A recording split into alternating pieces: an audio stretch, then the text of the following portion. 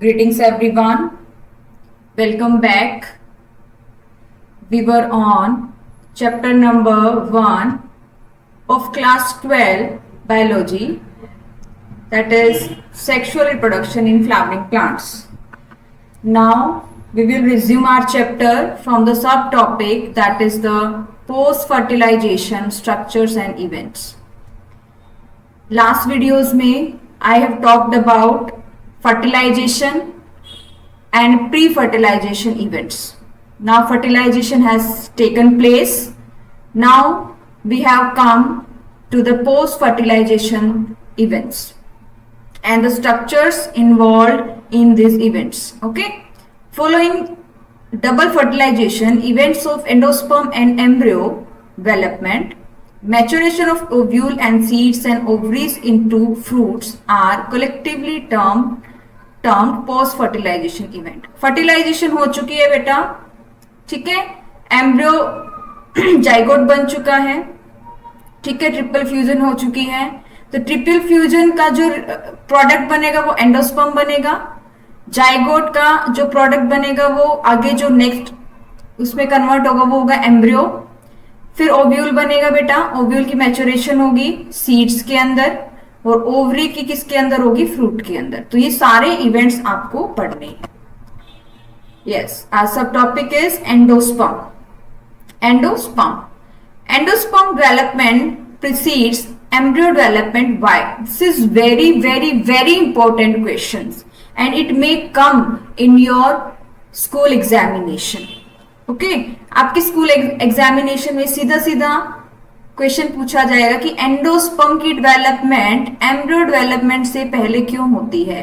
तो मैं आपको बता दूं बेटा कि जो एंडोस्पर्म है ना वो नरिशमेंट प्रोवाइड करता है डेवलपिंग एम्ब्रियो को, ठीक है.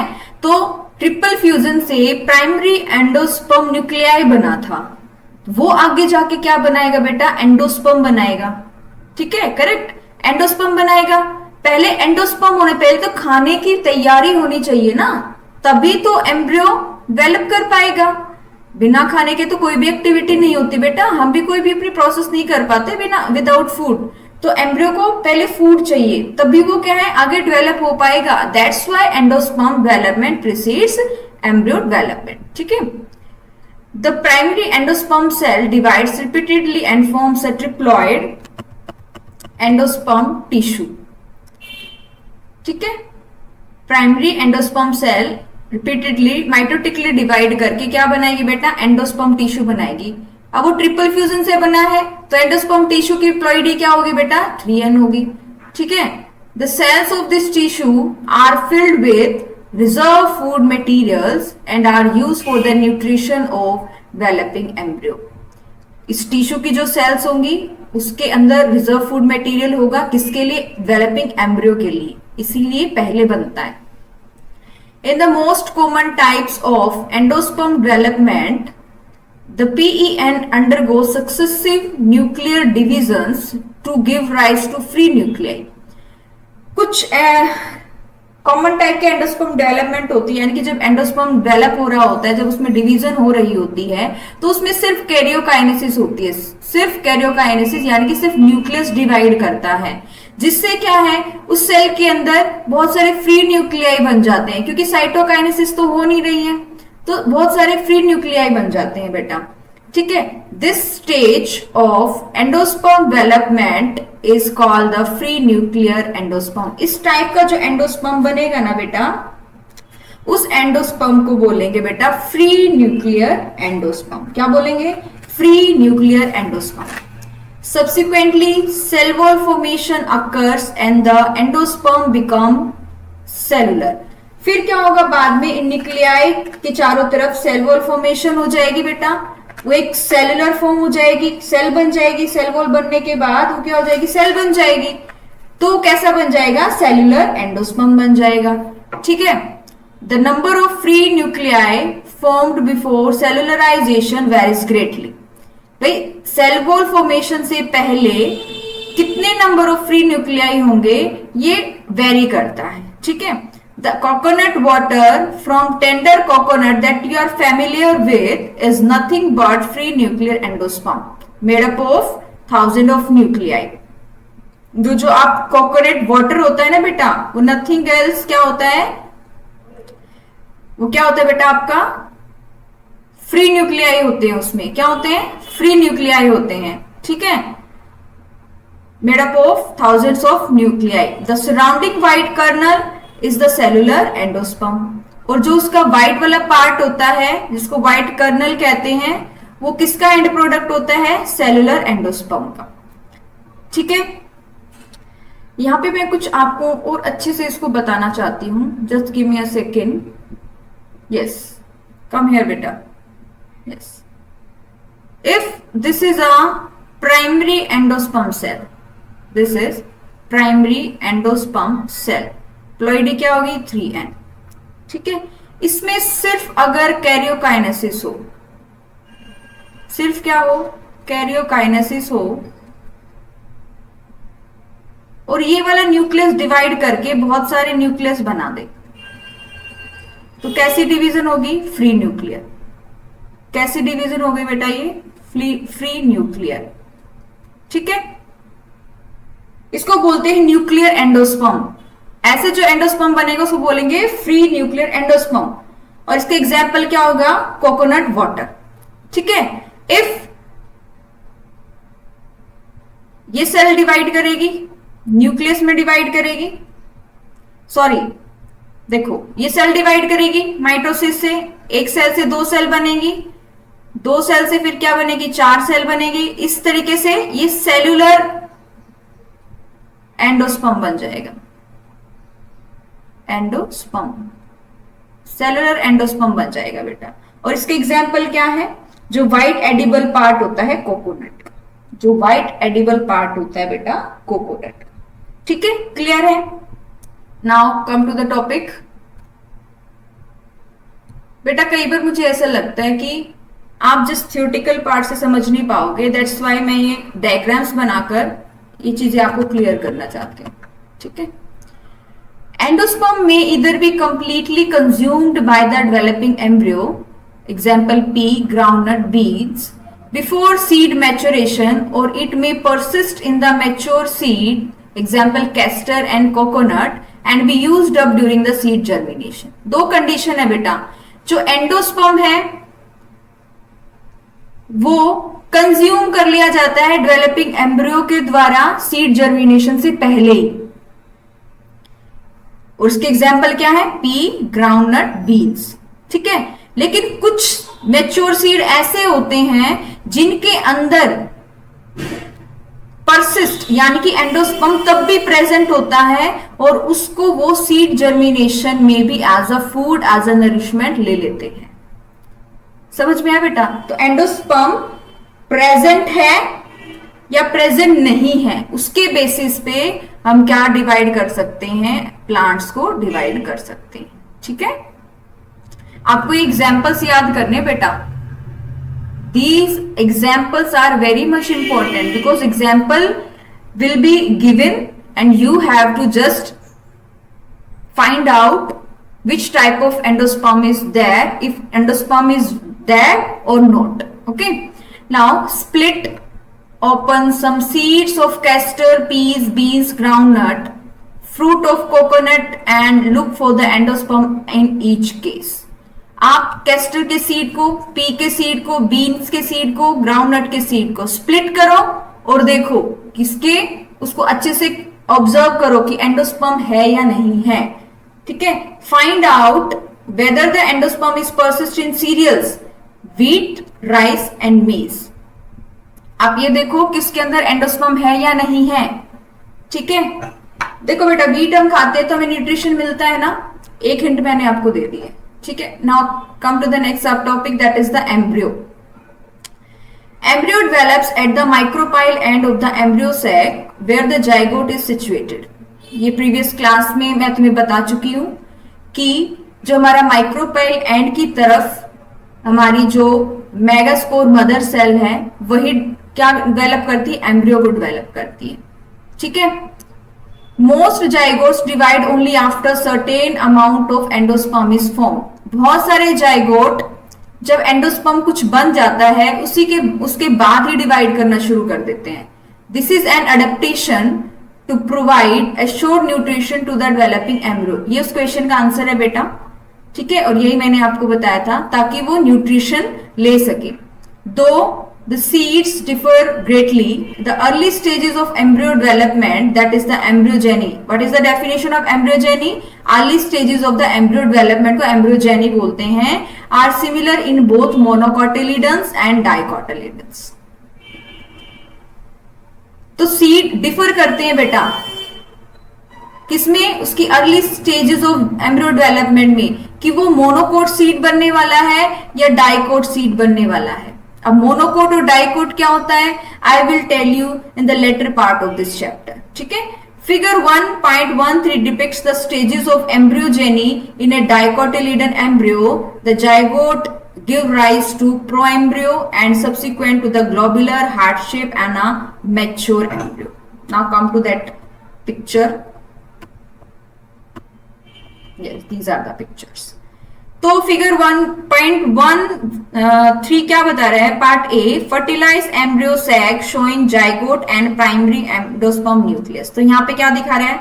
ये तो क्या है आपका प्राइमरी एंडोस्पर्म न्यूक्लियस है, ठीक है, और ये क्या है आपका जाइगोट है। पहले ये डिवाइड करेगा, कुछ एंडोस्पर्म बनाएगा, फिर जाइगोट डिवाइड करना शुरू करेगा बेटा।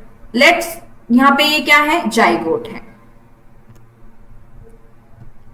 यहां पे क्या है? ये जाइगोट है बेटा, ठीक है, ये जाइगोट है, ठीक है। इसमें माइटोसिस होगी। जाइगोट कौन सी प्लॉइडी का है? 2n। इसमें माइटोसिस होगी 1 से 2, 2 से 4, 4 से 8, 8 से 12। अब ये ऊपर वाली जो सेल्स होती है ये माइटोसिस करती है, नीचे वाली माइटोसिस करती है। ऊपर वाली जब बहुत सारी माइटोसिस करके क्या बना देती है बेटा? प्रोएम्ब्रियो, एम्ब्रियो बना देती है, ठीक है। इस ऊपर वाली सेल को टर्मिनल सेल बोलते हैं, नीचे वाली सेल को बेसल सेल बोलते हैं, ठीक है। टर्मिनल सेल बहुत डिवीजन करके क्या बना देती है? प्रोएम्ब्रियो। और बेसल सेल डिवीजन करके क्या बना देती है? Suspensor cell. क्या बना देती है? सस्पेंसर सेल, ठीक है। तो हमारे पास आगे जब ये डिवाइड करता है तो अलग अलग रूप लेता है एम्ब्रियो। पहला है हमारा ग्लोबुलर एम्ब्रियो, फिर ये हार्ट शेप एम्ब्रियो बनता है, ठीक है ना। देखो, stages in embryo development in dicot, dicot का बता रखा है बेटा, ठीक है, जिसके अंदर आपको ये ग्लोबुलर एम्ब्रियो है, यहां पे क्या है बेटा आपका? हार्ट शेप एम्ब्रियो है, और ये आपका है बेटा हॉर्स शू शेप्ड एम्ब्रियो, जिसके अंदर आपको क्या दिखाई दे रहा है? 1 and 2, 2 कोटिलेडन दिखाई दे रहे हैं। जिस भी सीड के अंदर 2 कोटिलेडन होते हैं उसको बोलते हैं डाइकोट, और अगर 1 होगा तो बोलेंगे मोनोकोट। और उस प्लांट को क्या बोलेंगे? डाइकोट प्लांट या फिर मोनोकोट प्लांट, ठीक है। अभी मैं इस चीज को बहुत अच्छे से आपको एक्सप्लेन करने वाली हूं, प्लूम्यूल एंड रेडिकल, ठीक है। अभी मैं आपको बता देती हूं, अगर मैं इसके एम्ब्रियो को स्टडी करूं ना बेटा, डाइकोट सीड के एम्ब्रियो को स्टडी करूं तो देखो हमारे पास क्या क्या होता है। यहीं पे मैं आपको समझा देती हूं, then we will go to the theory part, okay. Just a second. Now we will see the internal structure of dicot embryo. एक बार मैं आपको स्ट्रक्चर समझा देती हूँ, उसके बाद आपको थियोरेटिकल पार्ट बहुत अच्छे से समझ आ जाएगा बेटा। Just give me a second.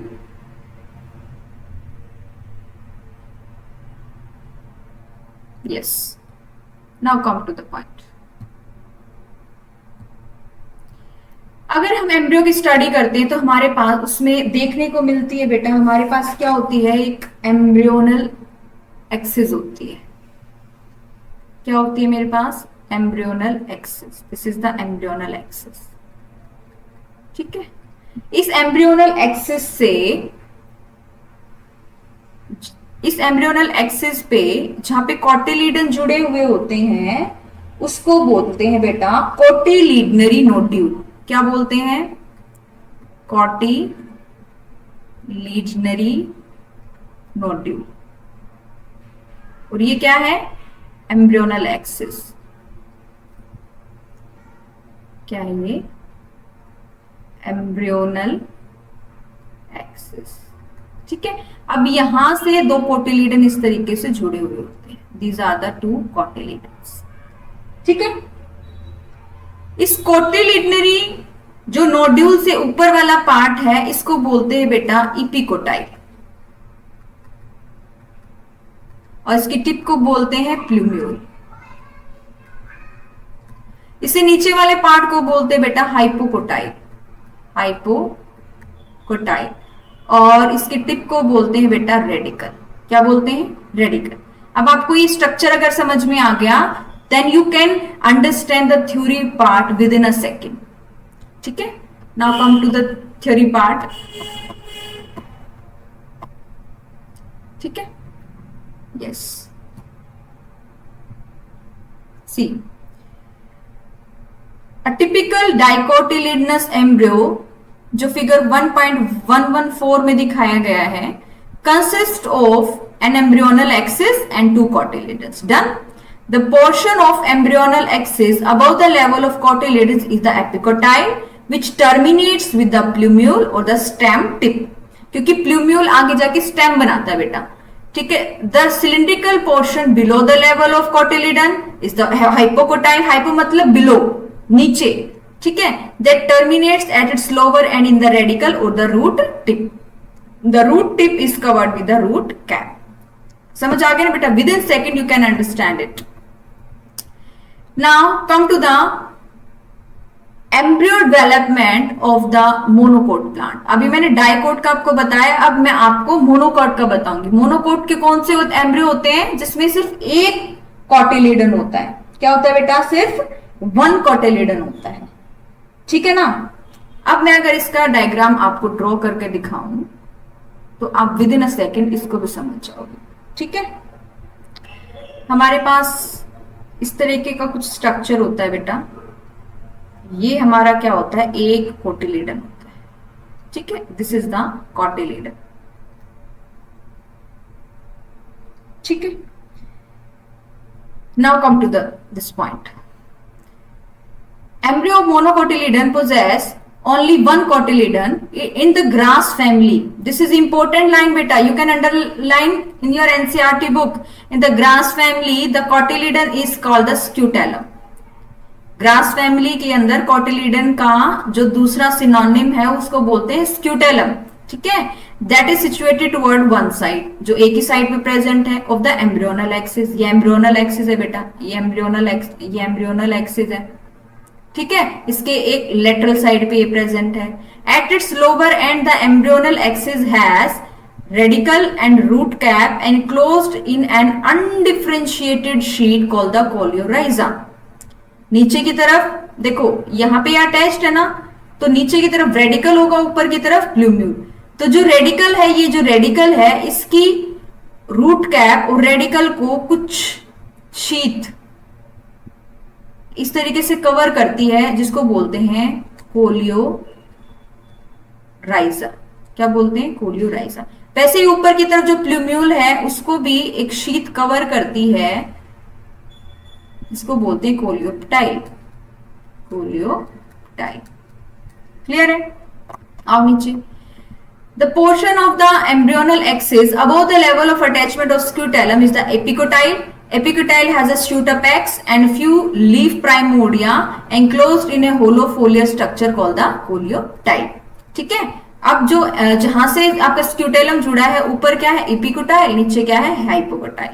ये रेडिकल है, इसके ऊपर रूट कैप है जिसको एक अनडिफरेंशिएट शीट क्या कर रही है? प्रोटेक्ट कर रही है, जिसको क्या बोलते हैं? कोलियोराइजा। ऊपर एपिकोटाइल है, ये स्टेम के टिप है जिसको प्लूम्यूल बोलते हैं, इसको भी क्या है बेटा? एक शीट कवर करती है जिसको बोलते हैं कोलियोप्टाइल। ठीक है, लीफ प्राइमोर्डिया वो होता है बेटा जो बिगिनिंग टिश्यू होता है, जो आगे जाके क्या बनाएगा? लीफ बनाएगा। Soak a few seed in water, say wheat, maize, peas, chickpeas, groundnut overnight. पूरी रात इनको भिगो और इनको स्प्लिट करके देखो तो आपको कुछ एम्ब्रियो के पार्ट दिखाई देंगे और सीड दिखाई देगा। ठीक है, now come to the next topic, sub topic, that is the seed. Seed, yes, in angiosperms, angiosperms कौन से होते बेटा? Flower bearing plants. The seed is the final product of sexual reproduction. Very, very much important line. Seed is the final product of sexual reproduction. It is often described as a fertilized ovule. Seed को क्या कहेंगे हम बेटा? Fertilized ovule. ये 1 mark question बन सकता है कि fertilized ovule क्या है, तो आप कहोगे seed. Seeds are formed inside fruit. Fruit के अंदर बनते हैं। फ्रूट कौन बनाएगा? पूरी की पूरी ओवरी राइपन होके क्या बना देती है बेटा? फ्रूट। और ओव्यूल के अंदर ही क्या है आपका? ओव्यूल है, सॉरी आपका ओवरी के अंदर क्या है? ओव्यूल है। ठीक है, तो ऑब्वियसली फ्रूट के अंदर ही क्या बनेंगे? सीड्स बनेंगे। और ओव्यूल किसके अंदर चेंज हो रहे हैं? सीड के अंदर। बेटा ध्यान से सुनो, बिल्कुल भी कंफ्यूजन नहीं होने चाहिए। देखो, ओवरी जो है वो मैच्योर होके कन्वर्ट हो जाएगी फ्रूट के अंदर। ओव्यूल जो है वो मैच्योर होके कन्वर्ट हो जाएगा सीड के अंदर। अब ओवरी के अंदर ओव्यूल है तो फ्रूट के अंदर क्या होंगे? सीड होंगे। करेक्ट। जब तक मेरे को ये लगता है ना कि सामने वाले को क्लियर नहीं हुआ है। A seed typically consist of seed coat, cotyledon and an embryo axis. अभी हमने पढ़ा। ठीक है, ओव्यूल की जो इंटेग्यूमेंट है वो किस में कन्वर्ट हो जाएंगी? सीड कोट में कन्वर्ट हो जाएंगी बेटा। The cotyledon of the embryo are simple structures, generally thick and swollen due to storage of food reserve as in legume. Legume plant जो होते हैं, पल्सेस वाले प्लांट जो होते हैं, उनके अंदर ये क्या होता है आपका? कॉटिलिडन थिक होते हैं क्योंकि इनके अंदर फूड रिजर्व होता है। ठीक है, तो मेच्योर सीड जो होते हैं वो नॉन एल्ब्यूमिनस हो सकते हैं या फिर एक्स एल्ब्यूमिनस हो सकते हैं। Non albuminous seeds have no residual endosperm. Non albuminous seeds वो होते हैं जिसके अंदर एंडोस्पर्म परसिस्ट नहीं करता। It is completely consumed during embryo development. जब जाइगोट से एम्ब्रियो बन रहा होता है ना, तब सारा एंडोस्पर्म इन सीड्स के अंदर यूज कर लिया जाता है। ऐसे सीड को हम कहेंगे नॉन एल्ब्यूमिनस सीड्स। एग्जाम्पल है pea and groundnut. I am saying again and again, examples are very much important.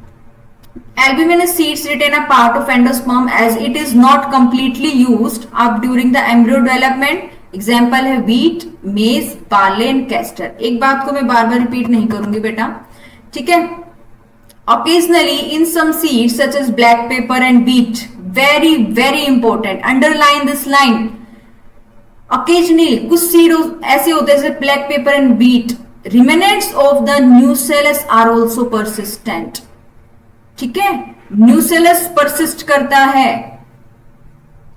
उसका रिमेनेंट मतलब न्यूसेलस का कुछ पार्ट परसिस्ट करता है, यानी कि प्रेजेंट होता है कुछ सीड्स के अंदर। और कौन से सीड के अंदर? Black pepper and beet. और ये जो बचा हुआ रेजिडुअल परसिस्टेंट न्यूसेलस है, इसको बोलते हैं perisperm. So don't be confuse between endosperm and perisperm. Endosperm are formed from the primary endosperm cell, ठीक है, and perisperm is nothing else. Perisperm is nothing else residual persistent nucellus. Correct? Yes. Integuments of ovule harden as tough protective seed coats. जो ovule की integument थी वो किस में बदल जाएगी बेटा? सीड कोट में. ठीक है, और सीड के सीड कोट को टेस्टा बोलते हैं. The micropyle remains as a small pore. जो स्मॉल पोर था जहां से पोलन ट्यूब एंटर की थी, ठीक है, वो ऐसे के ऐसे रहेगा. ठीक है, एक पोर लाइक स्ट्रक्चर रहेगा. उसका क्या सिग्निफिकेंस है? वहीं से ऑक्सीजन की एंट्री होगी और वहीं से वाटर की एंट्री होगी, तभी सीड क्या है? जर्मिनेट कर पाएगा. ठीक है, एज द सीड मैच्योर, जब सीड मैच्योर होता है तो इसमें वाटर कंटेंट कम हो जाता है और ये रिलेटिवली ड्राई हो जाता है. 10 to 15% मॉइस्चर रहता है बाय मास. ठीक है, the general metabolic activity of the embryo slows down. Metabolic activity भी क्या हो जाती है, स्लो डाउन हो जाती है। तब हम ये कहते हैं कि ये डोरमेंसी की स्टेज में चला गया है, यानी कि इनएक्टिव स्टेज में चला गया है। ठीक है। और जब फेवरेबल, जब हमें हमें हमें ये लगता है कि हमने ये सीड को सो करना है, तो हम उसको मिट्टी में डालते हैं, पानी देते हैं, तो उसके लिए क्या आ जाती है बेटा, फेवरेबल कंडीशंस आ जाती हैं। जैसे कि एडिक्वेट मॉइस्चर उसको मिल जाएगा, सॉइल में सो करने के बाद ऑक्सीजन मिलेगी, स्टेबल टेम्परेचर मिलेगा, तब वो क्या हो जाएंगे, जर्मिनेट। अदरवाइज अगर हम सीड्स को यूज नहीं कर रहे हैं, तब तक वो कौन सी स्टेज में रहते हैं बेटा, डोरमेंसी की स्टेज में रहते हैं, इनएक्टिविटी के स्टेज में रहते हैं। ठीक है। As ovules mature into seeds, the ovary develops into fruit. ठीक है। Transformation of ovules into seeds and ovary into fruit proceeds simultaneously. साथ साथ चलता है बेटा ये। जिस टाइम पे ओव्यूल सीड में कन्वर्ट हो रहे हैं, on the same time ovary convert into the fruit. ठीक है। जो ओवरी की वॉल होती है, ठीक है, वही क्या बनती है, फ्रूट की वॉल बनती है, और उसको बोलते हैं बेटा पेरिकार्प। क्या बोलते हैं, पेरिकार्प। बेटा कार्प वर्ड जहां भी आ जाएगा उसका मतलब होता है फ्रूट। ठीक है।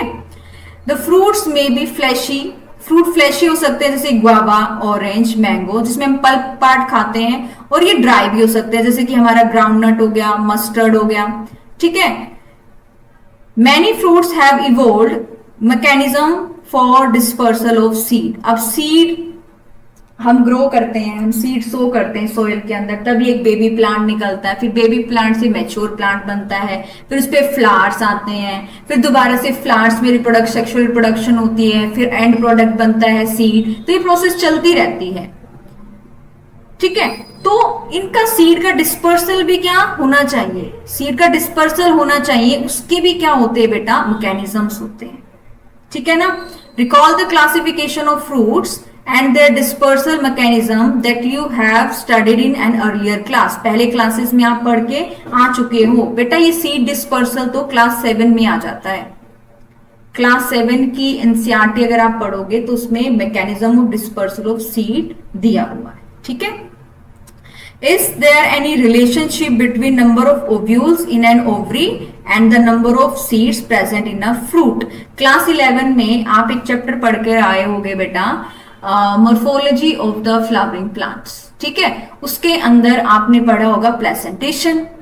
प्लेसेंटेशन क्या होती है, arrangement of the ovules on the placenta.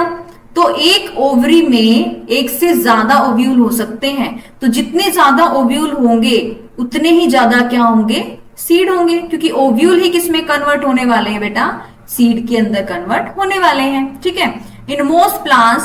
In most plants, by the time the fruit develops from the ovary, other floral part degenerate and fall off। बहुत सारे प्लांट्स ऐसे हैं जिसमें ओवरी क्या है, फ्रूट में डेवलप हो जाती है, और उसके दूसरे फ्लोरल पार्ट जो डिजेनरेट हो जाते हैं, जैसे कैलेक्स, कोरोला, ये फॉल ऑफ हो जाते हैं, क्योंकि हमने सिर्फ क्या चाहिए, फ्रूट चाहिए। However, in few species such as apple, strawberry, cashew, ध्यान से देखो इन वर्ड्स को, ध्यान से, पेपर में आएंगे। एप्पल, स्ट्रॉबेरी और कैश्यू ये फॉल्स फ्रूट होते हैं बेटा। वो फ्रूट जो अदर देन ओवरी पार्ट से डेवलप होते हैं वो फॉल्स फ्रूट होते हैं। ये थैलेमस से क्या हो जाते हैं, इसकी फ्रूट की फॉर्मेशन होती है। जो आप खाते हो एप्पल, स्ट्रॉबेरी, कैश्यू, वो थैलेमस पार्ट खाते हो बेटा, नॉट द ओवरी पार्ट। तो उन फ्रूट्स को हम क्या बोलेंगे बेटा, फॉल्स फ्रूट। तो examples are very much important, I am saying again and again. ठीक है। Most fruits however develop only from the ovary and are called the true fruits. Although in most of the species fruits are the result of fertilization. Obviously fertilization का result ही होते हैं ना बेटा fruit. Yes. ठीक है। There are a few species, there are a few species, one second, there are few species in which fruits develop without fertilization। कुछ species ऐसी है प्लांट के अंदर कि बिना फर्टिलाइजेशन के हुए फ्रूट डेवलप हो जाता है। अभी ऊपर एक लाइन बहुत इंपॉर्टेंट थी कि फर्टिलाइजेशन का प्रोडक्ट है फ्रूट, लेकिन कुछ प्लांट स्पीसीज ऐसी हैं बिना फर्टिलाइजेशन के फ्रूट क्या है, बन जाते हैं उनके अंदर। ठीक है। तो ऐसे फ्रूट्स को बोलते हैं पार्थेनोकार्पिक फ्रूट्स। जैसे बनाना, बनाना के अंदर सीड होता है? नहीं होता, क्योंकि फर्टिलाइजेशन होगी तभी तो जो आपका वो एम्ब्रियो बनेगा। किसके अंदर? ओव्यूल के अंदर। ओव्यूल सीड में बदल जाएगा, ओवरी फ्रूट में बदल जाएगी। ठीक है ना? तो बनाना क्या है? पार्थेनोकार्पिक नेचुरल फ्रूट है, नेचुरली नहीं होते उसके अंदर। लेकिन पार्थेनोकार्पी को हम बहुत सारे प्लांट्स के अंदर इंड्यूस कर सकते हैं। किसकी हेल्प से? ग्रोथ हार्मोन की हेल्प से। और वो ग्रोथ हार्मोन कौन सा होता है बेटा? ऑक्सिन। और ऐसे फ्रूट्स क्या होंगे बेटा? सीडलेस। लेकिन ये पार्थेनोकार्पी जो प्रोसेस है हम हर एक फ्रूट में नहीं कर सकते। सोच के देखो, अगर हमने अनार के अंदर कर लिया तो होती ही सीड है, सीड ही नहीं बनेंगे तो पल्प का पार्ट कहां से आएगा? ठीक है, तो ये हम यूज कर सकते हैं बेटा नींबू के अंदर, लेमन के अंदर, ऑरेंज के अंदर, जिसमें सीड ही ना हो, और ऐसी वेराइटी आती भी है। ठीक है, correct. Next, seeds offer several advantages to angiosperm. बहुत सारी एडवांटेजेस होती हैं। Firstly, since reproductive processes such as pollination and fertilization are independent of water, seed formation is more dependable. Also, seeds have better adaptive strategies for dispersal to new habitats and help the species to colonize in other areas. अब क्या है बेटा? Pollination के लिए, fertilisation के लिए तो water पे डिपेंडेंट थे, वाटर पे क्या थे? डिपेंडेंट थे। ठीक है, सीड फॉर्मेशन के लिए हम डिपेंडेबल है पॉलिनेशन की एजेंट्स के ऊपर, यानी पॉलिनेटर के ऊपर। अब मैंने सीड डिस्पर्सल की भी अभी बात कही थी, तो सीड डिस्पर्सल के लिए भी क्या है बेटा? कुछ मेथड्स अडेप्ट कर लिए गए हैं ताकि नए नए हैबिटेट में सीड की डिस्पर्सल हो जाए। देखो, एक पॉपी प्लांट होता है, जब वो एकदम से खुलता है ना प्रेशर के साथ, तो उसके सीड बहुत दूर तक फैल जाते हैं, और जहां जितने दूर, जितने एरिया में वो जाके गिरेंगे ना बेटा, वहां पे क्या वो प्लांट ग्रो हो जाता है। तो वेरी मच इंपॉर्टेंट है कि उस स्पीसीज की एक कॉलोनी बन जाती है अदर एरियाज में भी। तो क्या होता है बेटा? जो सीड डिस्पर्सल के मैकेनिज्म भी हैं वो नेचुरली प्लांट्स ने क्या कर लिए हैं? अडेप्ट कर लिए हैं, ताकि एक पर्टिकुलर एरिया तक ही उसकी स्पीसीज जो है लिमिटेड ना रह जाए। ठीक है, as they have sufficient food reserve, young seedlings are nourished until they are capable of photosynthesis on their own. अब सीड जर्मिनेट करेगा। बहुत सारे ऐसे सीड्स हैं जिसके अंदर जो एंडोस्पर्म प्रेजेंट है, परसिस्ट रहता है, और जब तक वो यूज होगा, जब तक बेबी प्लांट के ऊपर लीफ ना आ जाए।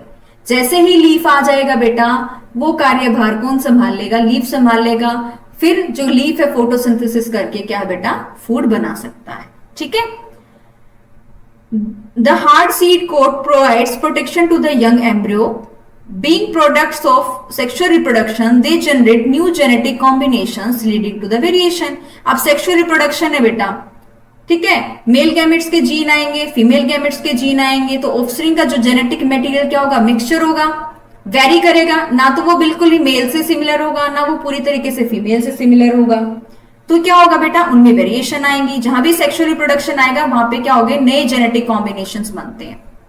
ठीक है, और इस चीज को आप जेनेटिक्स वाले यूनिट में बहुत अच्छे से समझ पाओगे।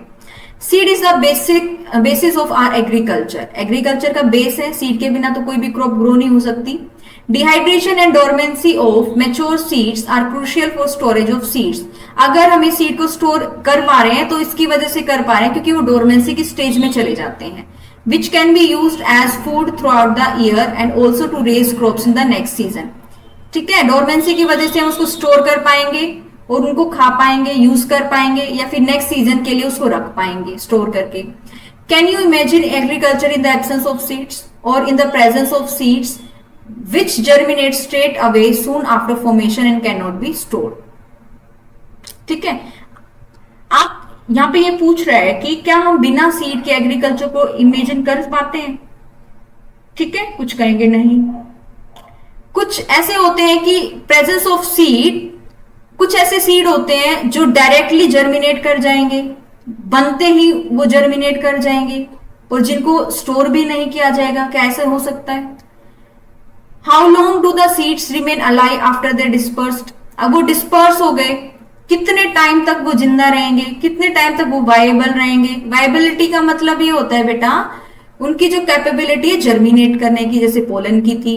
This period again very greatly, जैसे पोलन ग्रेन की थी। In a few species the seeds loss viability within a month. Seeds of a large number of species live for several years. Some seeds can remain alive for hundred of years. तो देखो, कुछ महीनों के लिए किसी की viability है, किसी कुछ सालों के लिए है, और किसी की 100 सालों से भी ज्यादा है। ठीक है, there are several records of very old yet viable seeds. The oldest is that of a lupine seed, जो लुपिनस आर्कटिक से मिला है। जो कहां से मिला था? आर्कटिक टुंड्रा से। ठीक है, the seed germinated and flowered after an estimated record of 10,000 years of dormancy. तो कितना, देखो कितना लंबा पीरियड है, 10,000 साल के बाद भी वो जर्मिनेट कर गया। A recent record of 2,000 years old viable seed is of the date palm. ठीक है, जिसका कितना जो वायबल टाइम है वो कितना है? 2000 साल। क्या है वो? फोनिक्स डेक्टाइलिफेरा, जो कहां डिस्कवर हुआ था? जब आर्कियोलॉजिकल एक्सकवेशन हुई थी at King Herod's palace near the Dead Sea. Correct. तो इनकी भी वायबिलिटी वेरी करती है। After completing a brief account of sexual reproduction of flowering plants, it would be worth attempting to comprehend the enormous reproductive capacity of some flowering plants by asking the following questions. अब sexual reproduction के बारे में हमने बहुत कुछ पढ़ लिया, बहुत कुछ सीख लिया, उसकी रिप्रोडक्टिव कैपेसिटी के बारे में सीख लिया। तो कुछ क्वेश्चंस हैं, वो देखते हैं। How many eggs are present in an embryo sac? कितने एग होते हैं बेटा? एम्ब्रियो सैक के अंदर एक ही एग होगा। How many embryo sacs are present in an ovule? एक ही होगा। How many ovules are present in an ovary? वो वेरी कर सकते हैं according to the species. How many ovaries are present in an typical flower? Typical flower के अंदर कितनी ओवरीज हो सकती है? वो डिपेंड करता है कि कितने स्टिग्मा, कितने आपके पिस्टिल हैं, कार्पल हैं, उसके ऊपर डिपेंड करेगा। How many flowers are present on a tree? Vary कर सकते हैं। तो ये जानने के बाद हम कितने इजीली इन क्वेश्चन को क्या कर सकते हैं बेटा? आंसर कर सकते हैं। Can you think of some plants in which fruits contain very large number of seeds? Orchid fruits are one such category and each fruit contain thousands of teeny seeds. This is very much important line कि orchid fruit के अंदर 1000 के करीब छोटे छोटे seeds होते हैं। Similar is the case in fruits of some parasitic species such as Orobanche and Striga. ठीक है, have you seen a teeny seed of ficus? क्या आपने ficus के seed को देखा है? How large is the tree of ficus? Well, from that tiny seed, कि उस छोटे से सीड से कितना बड़ा ट्री बन गया। How many billions of seeds does each ficus tree produce? कितने बिलियंस में जो है फिकस ट्री सीड को प्रोड्यूस करता है। Can you imagine any other example in which such a tiny structure can produce such a large biomass over the years? Ficus की तरह क्या दूसरा एग्जाम्पल आप बता सकते हो? ठीक है, now our last topic, apomixis and polyembryony. Poly means ज्यादा, more than 2, more than 1। Embryony मतलब एम्ब्रियो। ठीक है, और एपोमिक्सिस, दोनों को समझना है हमने। Although seeds in general are product of fertilization. अभी तक हमने पढ़ा कि सीड फर्टिलाइजेशन के बाद बनते हैं। A few flowering plants such as some species of Asteraceae and grasses. Asteraceae family के कुछ प्लांट और ग्रासेस के, ये एक स्पेशल मैकेनिज्म शो करते हैं कि बिना फर्टिलाइजेशन के सीड को प्रोड्यूस कर देते हैं। बिना फर्टिलाइजेशन के सीड को प्रोड्यूस कर देते हैं, उसी प्रोसेस को बोलते हैं एपोमिक्सिस। अब बिना फर्टिलाइजेशन के सीड प्रोड्यूस करना तो सेक्सुअल रिप्रोडक्शन ही, वो सेक्सुअल रिप्रोडक्शन कहलाती है, क्योंकि सेक्सुअल रिप्रोडक्शन में गैमेट्स नहीं बनते। Correct. What is fruit production without fertilization called? बिना फर्टिलाइजेशन के फ्रूट का प्रोड्यूस होना भी थोड़ी देर पहले बताया था, पार्थेनोकार्पी होता है। Thus, apomixis is a form of asexual reproduction that mimics sexual reproduction. Apomixis actual में asexual reproduction है, लेकिन वो मिमिक्री करिए सेक्सुअल रिप्रोडक्शन होने की। There are several ways of development of apomictic seeds. In some species, the diploid egg cell is formed without reduction division and develops into embryo without fertilization. अगर ऐसा egg cell बन जाए जो पहले ही क्या है, डेवलप है, यानी कि मेगास्पोर जो मदर सेल है उसके अंदर रिडक्शन डिवीजन ना हो, तो एग सेल कैसी बनेगी, डिप्लॉयड बनेगी, तो फर्टिलाइजेशन की नीड ही नहीं है, और उस डिप्लॉयड एग सेल से क्या बन जाएगा, एम्ब्रियो बन जाएगा. Correct. More often, as in many citrus and mango varieties, some of the nucellar cells surrounding the embryo sac start dividing, protrude into the embryo sac. कुछ वेराइटी के अंदर ऐसे होता है कि जो न्यूसेलस की सेल होती है ना, पहले क्या होती है, डिप्लॉइड होती है, ठीक है, वो सीधा किसमें डेवलप हो जाएंगी, एम्ब्रियोस के अंदर. और बहुत सारी न्यूसेलर सेल अगर एम्ब्रियो के अंदर डेवलप हो जाएंगी तो बहुत सारे एम्ब्रियो बन जाएंगे. एक ओव्यूल के अंदर बहुत सारे एम्ब्रियो हो जाएंगे. जब मोर देन वन एम्ब्रियो होते हैं ना सीड के अंदर, उसी को बोलते हैं पोली एम्ब्रियोनी. ठीक है. Take out some seeds of orange and squeeze them. Observe the many embryos of different sizes and shape from the each seed. Count the number of embryos in each seed. What would be the genetic nature of apomictic embryos? Can they be called clones? अभी मैंने कहा कि apomixis से जो embryo बनेंगे बेटा वो एक एसेक्सुअल रिप्रोडक्शन है, और एसेक्सुअल रिप्रोडक्शन का जो भी प्रोडक्ट होता है वो क्लोन्स बनते हैं, यानी कि मोर्फोलॉजिकली और जेनेटिकली वो क्या होते हैं, सेम होते हैं. Clear. Hybrid varieties of several of our food and vegetable crops are being extensively cultivated. Hybrid variety बनाई गई है. हाइब्रिड वेराइटी क्या होती है, जिसमें हम अपने डिजायर कैरेक्टर लाके रखते हैं. ठीक है, मैंने तुम्हें लास्ट वीडियो में समझाया भी था जब मैंने आपको बताया था आर्टिफिशियल हाइब्रिडाइजेशन. ठीक है, जब इन हाइब्रिड्स को कल्टीवेट किया जाता है ना तो हमें प्रोडक्टिविटी ज्यादा मिलती है. ऑब्वियसली कुछ ना कुछ तो कैरेक्टर्स होंगे जो प्रोडक्टिविटी बढ़ाएंगे, लेकिन इन हाइब्रिड्स के साथ एक प्रॉब्लम ये होती है, जब हम इनको ग्रो करते ना हर साल, ठीक है, तो इनके कैरेक्टर लूज होना शुरू हो जाते हैं. ठीक है ना. If the seeds collected from the hybrid are sown, the plants in the progeny will segregate and do not maintain hybrid character. Hybrid character वो मेंटेन नहीं कर पाएंगे.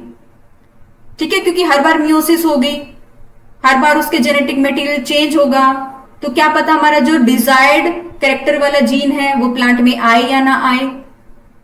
ठीक है ना. तो इसके लिए बार बार इसको हाइब्रिड सीड को प्रोड्यूस करना, ये क्या था, बहुत ज्यादा एक्सपेंसिव था फार्मर्स के लिए. तो ऐसे हाइब्रिड बनाने के लिए एपोमिक्सिस प्रोसेस का सहारा लिया गया, क्योंकि एपोमिक्सिस क्या है, एसेक्सुअल रिप्रोडक्शन एक टाइप की, और उसमें कोई भी कैरेक्टर सेग्रीगेट हो ही नहीं सकता क्योंकि उसमें मियोसिस होती ही नहीं है. ठीक है, तो साइंटिस्ट ने एपोमिक्सिस को यूज करके क्या बनाए बेटा, हाइब्रिड्स बनाए. फिर उसको आप कितनी ही जनरेशन तक ग्रो करते रहो, उसके कैरेक्टर सेग्रीगेट नहीं होंगे. Then the farmers can keep on using the hybrid seeds to use new crop each year after year, and he does not have to buy hybrid seeds every year. Because of the importance of the apomixis in hybrid seed industry, active research is going on in many laboratories around the world to understand the genetics of apomixis and to transfer apomictic genes into hybrid varieties. तो बहुत सारे जो scientist हैं इस पे search कर रहे हैं कि कैसे एपोमिक्सिस का यूज करके हम हाइब्रिड बनाएंगे, ताकि ये प्रोसेस हमारे लिए एक्सपेंसिव ना हो, और चाहे मैं कितनी ही जनरेशन तक उसको यूज करता रहूं उसके कैरेक्टर सेग्रीगेट ना हो, और हर एक प्रोजेनी के अंदर मुझे अपना डिजायरेबल कैरेक्टर मिलता रहे. Now this chapter has finished. Now please revise it, read line by line of NCERT. If you have any doubt, then share it with me in the comment box. Till then, keep studying, keep growing.